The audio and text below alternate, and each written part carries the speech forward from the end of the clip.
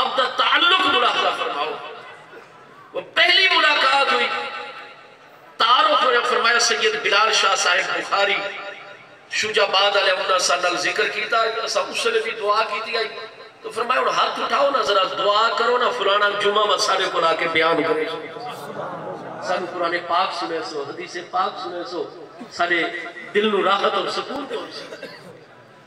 پہلی ملاقات تو اس سلسلہ جڑا آئی نا وہ دین اللہ ہی جاری ہو ساری. اور آپ دے آستان عالیہ دوتے بھی الحمدللہ درس قرآن اس مبارک مقام تے بھی قرآن مجید فرقان حمید دی ہر وقت وانو طلباء دی صدائے دل نواز کے لیے قرآن پاک دی قرآت اس مسجد شریف اس آستان عالیہ دی ہر وقت جاری ہو ساری.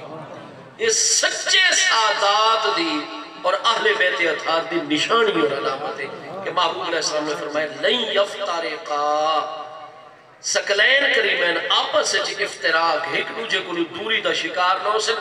قرآن میرے اہل بیت اطہار دے نال راسی میرے اہل بیت اطہار ہمیشہ قرآن دے نال راسی.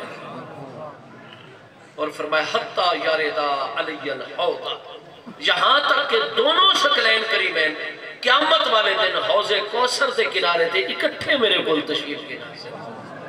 میرے دوستو محبوب کریم علیہ السلام دی آل طیب محبوب علیہ السلام دے اہل بیت اطہار یہ سارے واسطے امن ہے. اساں اس وقت تک دنیا تے موجود ہے ساڑیاں نسلہ موجود ہیں جب تک محبوب دے اہل بیت اطہار دے نورانی قدم موجود ہیں زمین دوتے اور عالم دنیا دے. اور سادہ ایمان اور اساں ہر فتنے تو بھی اس وقت تک بچے ہوئے جب تک سادات اہل بیت اطہار دے نال سادہ تعلق غلامی عملی طور تے اعتقادی طور تے موجود ہے.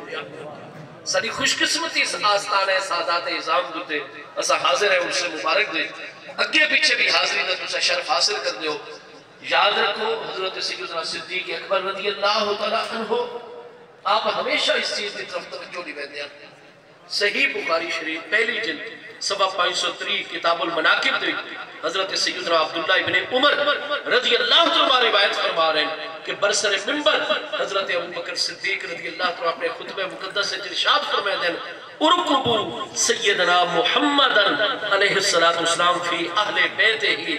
فرمایا اللہ دی قسم میں کدے اس معاملے دی تمنا نہیں کی تھی دوسرا باہمی مشاورت دے ذریعے یہ وزن میرے اوپر رکھ چھوڑے. ہاں جی تو فرمایا سارے معاملات جب تک میں اللہ اور دے محبوب دی اطاعت اور فرما برداری دوئے چلا تو سب میری اطاعت کرائے میرے دست و بازو بڑھائے میری گل بنائے اور خدا نہ خواستہ اگر کوئی ایوے جاج کوئی ٹیڑا پن میرے وچ دیکھو تو میں پکڑ کے سدھا کرائے جا. اور جس نے میں اللہ اور دے محبوب دی اطاعت نہ کر سکتا تو تے میری اطاعت لازم نہ ہو سی. ہر چیز ہو سی اللہ اور دے محبوب دی احکام اور کتاب و سنت دے مطابق محبوب دی سیرت طیبہ دی روشنی. تو جس نے آسی نہ محبوب دے پیارے اہل بیت اطہار دا معاملہ تو فرمایا میں ابو بکر بھی پابندی کر سا تو تسا بھی سارے اہل اسلام ہمیشہ پابندی کر سو.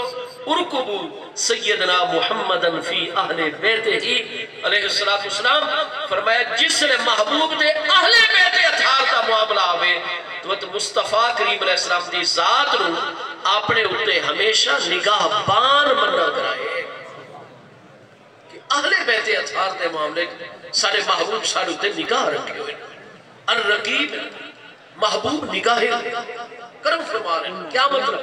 فرمایا محبوب علیہ السلام دا وصال اقدس بر حق کے لیکن الانبیاء احیاء فی قبورہم یصلون.